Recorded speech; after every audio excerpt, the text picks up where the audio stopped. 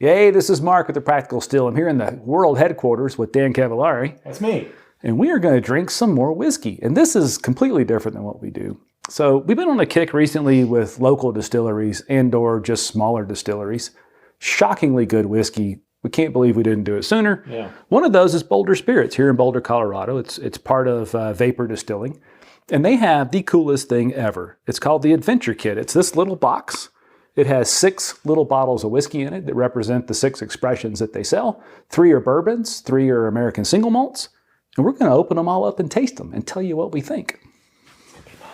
And what's fun is, not only did they do the whiskeys, but there's this cool little map that talks about the grain selection, aging processes, etc., and so on.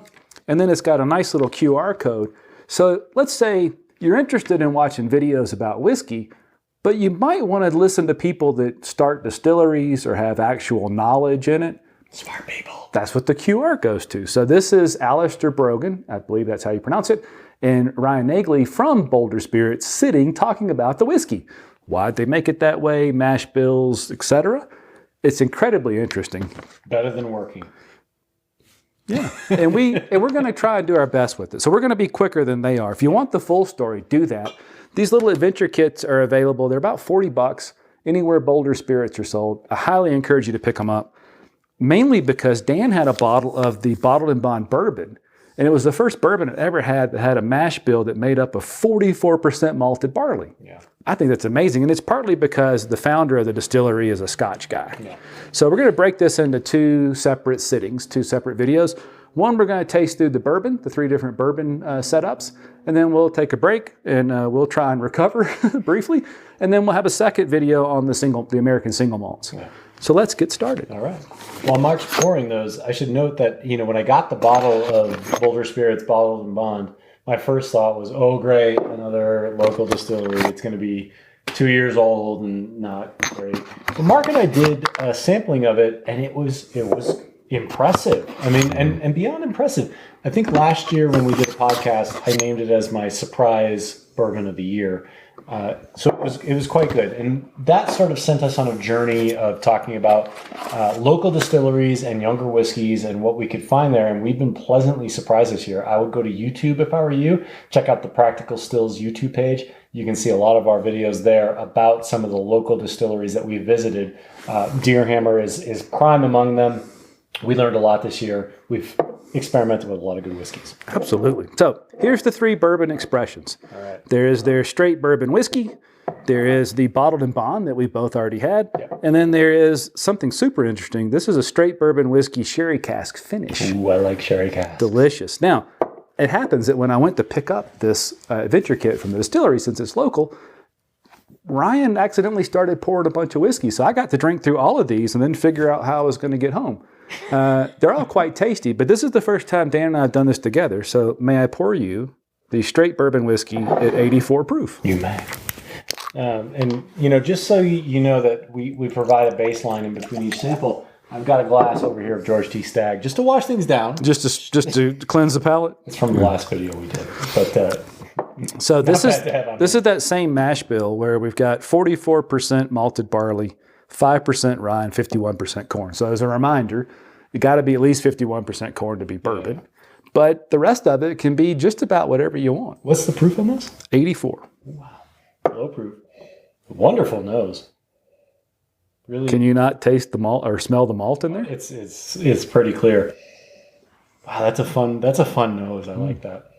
There's no alcohol burn, and I think that's 84 proof. Not shocking. No. A little oaky up front.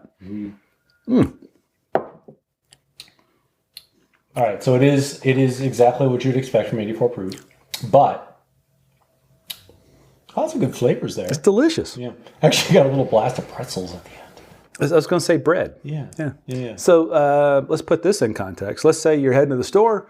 You need a bottle of some basic whiskey to get going with some cocktails with friends or to introduce somebody to whiskey, and you don't want to hand them a barrel-proof whiskey. Maybe you're starting to reach for Jim Beam White Label. Maybe you're starting to reach for an Evan Williams Black Label, the 86 proof. Yeah. Don't. Reach for Boulder Spirits, straight bourbon whiskey. You know what this is, though? So, all right, so the finish on this is not great. It's pretty quick. I shouldn't say not great. It's just It's tasty. It just doesn't last long. It just doesn't last long. But what this really is a lesson in nosing. I mean, the nose is wonderful. There's lots of, like you said, the malt is very clear in the nose. So there's more fruit in that because of the malt. So yeah, this would be a great whiskey to introduce somebody to be like, yeah, there's a lot of parts to drinking whiskey. It's the nose, it's the taste across the tongue, and it's the finish. I think it's delicious. Yeah, I think this is solid. And I want you to know, so a lot of times you'll watch something like this and go, yeah, but they're used to drinking whatever. I routinely keep open a bottle of Henry McKenna 80 proof, the standard Tennessee's or Kentucky's finest table whiskey that I like because my dad drank that. So I have it, I don't know, 4 or 5 times a month. I pour a glass full of that with ice. And I love the flavor of it. This is every bit as good as that to me. And the other thing about this too is that I often mention when I taste young whiskeys is that there's a flavor of grappa, which is an Italian spirit made of grapes. And an unaged spirit. An unaged spirit. It's crystal clear. And I don't say that as a bad thing, but it's a defining characteristic of a lot of young whiskeys. I actually don't get a lot of that here, which means that they're doing something special here. So I think that's worth noting. I think it's the malt piece that, because if I remember correctly, and of course it's not aged. Oh, it actually is age dated. 3 years minimum. Yeah. So at least 3 years old. That wasn't a Dan pour, but it's like a mark and a half pour. So. I know. I'm sorry. You've unduly influenced me, and I have to tell you that we have more to go. So I'm going to save this in my infinity glass. Dan pour. Yeah. Well, my infinity glass is a George D. Stagg. I don't know if I can do that. I wouldn't do that. Well, I'm going to pause for a minute. No, this carpet scene works. No offense, Boulder Spirits. But. Well, it's delicious. We just got more to taste. All right, so next up, we're going to save the sherry cask finish till the end. This is the straight bourbon whiskey bottled in bond. Bottled in bond, and super important, one of the very first, if not the first, Consumer Protection Acts. 1897 was meant to ensure that the public knew what they were drinking. So bottled in bond whiskeys have to be at least 4 years old. They are bottled exactly at 100 proof. They have to be the product of one distiller in one distilling season. With all the craziness and sourcing and lack of transparency in the world, if you only buy bottled in bond whiskeys, you at least know you're getting real whiskey. And I think that's kind of cool. Yeah. And it's almost a guarantee of like baseline quality. It's absolutely a guarantee of baseline quality. It doesn't mean it doesn't not taste good. Or it doesn't mean you're going to like it. It just means that they meet certain criteria. Yeah. There isn't anything else. Of course, bourbon shouldn't have anything else in it. And okay, as a clarification, we have had this one before. I had a bottle of this. We both quite liked it. Obviously, it's not here. So, but for the purposes of a full discussion of the whiskey, we're going to bite the bullet and drink some more of it. Yes. And it's nice to drink it right next to. So we're going from 84 proof to 100 proof. And we're going from at least 3 years old to at least 4 years old. Yeah. And you think 1 year, what's the difference? Well, that could be 25 or 30% of the age. It could be a big difference. So the nose is similar, but there's far less, to me, alcohol, ethanol smells. Isn't that crazy? Because it's 16 proof points higher. Yeah, and I also get less of the malted. I do. I think I'm tasting. I smell more corn here than I do before. Yeah. In which, if you sniff on some whiskeys, corn is probably, or bourbons, I should say. The corn is primarily what's going to come through. It's going to manifest itself in cherries and in all sorts of different characteristics, but you can distinctly tell a malted barley. This is very much corn. That's delicious. Yeah. I'll tell you, here's some more detail. So, and I got to see this. I'll put a picture in here right now. They have a 1,300 gallon copper pot still. I believe it's the largest pot still in Colorado. Really? It's gigantic. But everything's done in the pot still. They use the standard 53 gallon. A lot of smaller distilleries will use smaller barrels to age in because there's more contact with the wood and they age faster. But they use the standard 53 gallon barrels at a level 3 char. This is just you got to get the Adventure Kit. Nobody else does this. And I'll double down on what I said. By the way, we should mention we don't have any sponsors. We did. They did give me this, but they made me buy a T-shirt. Yeah. So I'm pretty sure it evened out. I'll double down and say, my choice to make this my surprise bourbon of the year last year was spot on. Yeah. This is just good. So what are you looking here? This is think about a $50 bottle. $50. So if you're going to buy that Heaven Hill bottled in bond, that's pretty darn good and much older, and that's retail, but you can't get that at retail anymore. Yeah. Maybe you're looking at The Evan Williams bottled and bond, which is a $17 or $18 bottle, stretch a little bit. There's a lot going on with McKenna this. too, if you find McKenna. McKenna 10-year-old. About 50, right? It's about 50 these days if you can find a bottle. But I think there's a lot of bottled and bond whiskeys. And this is a good example, especially if you taste them together with their regular bourbon, of what a little extra age and a little extra proof can do. It's just delicious. Is it, I got to say, if I put this is a richer, a bit richer whiskey. But what's happening is this is your standard 78% corn. Not standard, but a lot of corn is in a lot of Kentucky whiskeys. We're at 51% corn here with a pile of malted barley. And as somebody that likes Scotch and as somebody that came up in Scotch, that malted barley just is a lot of flavor in that grain. Corn doesn't have, it's got a lot of sweetness, doesn't have a lot of flavor on its own. That's why they use what they call the flavoring grains with rye and wheats and malted barley. So when you get a big pile of malted barley, it's just different. Right. It's really good. Right. And Try something different. This also has 3 more years in the barrel. It does. And I think that counts for a lot. And I think Boulder Spirits, I actually don't know how long they've been around in existence, but I think as they grow as a distillery, it's like we talk about with Wild Turkey. When the base recipe is right, anything they're going to do with it, is going to be at least good. If you use the QR code and watch the video, they tell you how long they've been in business. Click on that guy? I don't know. I don't remember how long, but I do know it's in there. I don't know how these things. This is just delicious. It is. I would. And at 50, I think it's $50 all day long. Yeah, and we are in Colorado. As a disclaimer, to support a local distillery at $50, I would absolutely do this to have this on my shelf. Yep. Now, next up, and you're not drinking near fast enough. I know. I'm sorry. Next up is the sherry cask finished bourbon. Oh, I'm excited for this. So we're talking about the same mash bill, 3 years minimum age. But they get finished in 250-liter X sherry cask. Now, it doesn't say how long it spends in that, but I think it's going to be fun to taste it. So really, we're talking about, and this one is bottled at 47%, so 94 proof. Okay. So kind of in between the two proofs with the extra influence of some unknown amount of time in sherry barrels.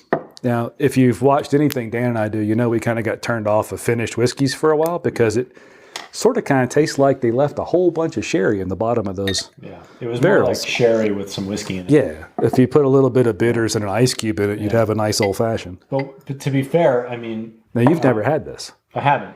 I have had this. Glenmorangie La Santa is one of my favorites, scotches. And the Stranahan's sherry cask is also one of my favorites, but that one's an $80 bottle.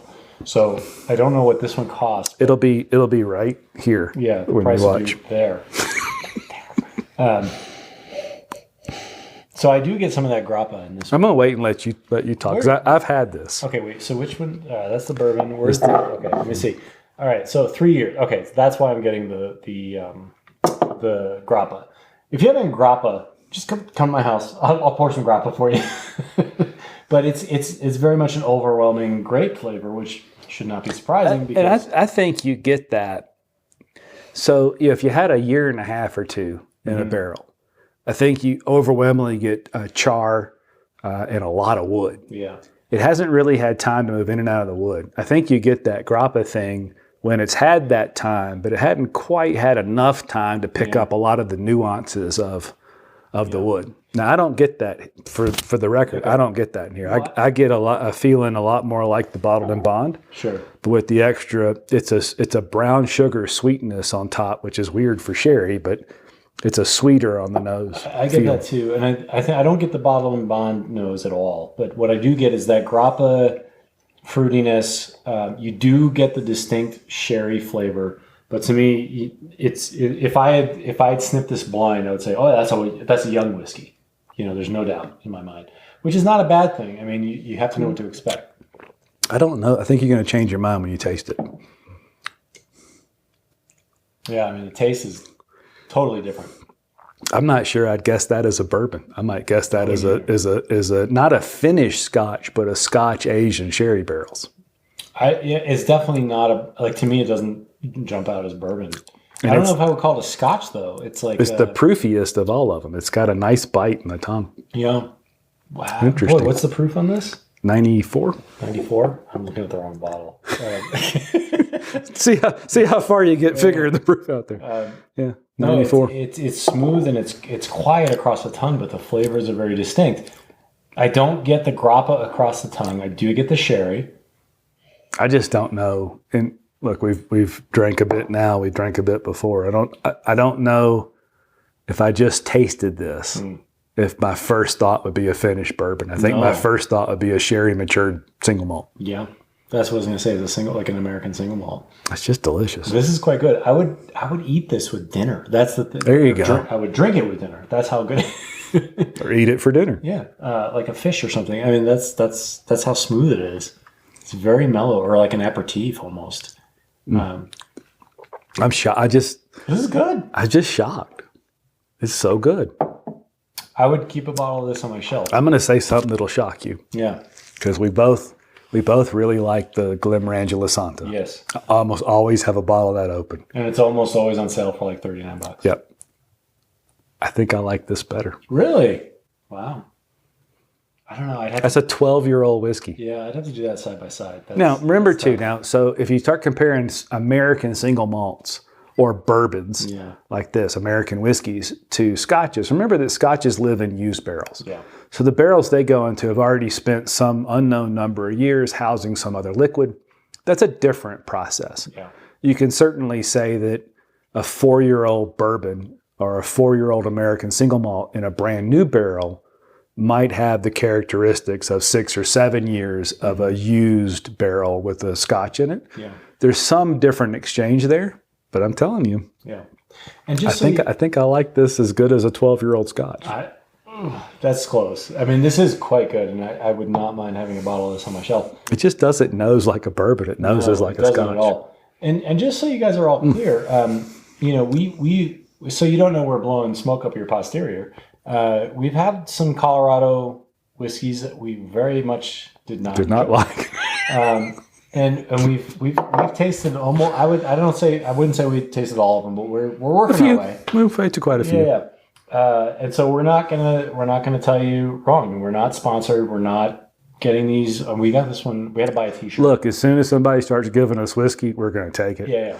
So far, yeah, there's some exchange. I got more out of the whiskey than I paid for the T-shirt.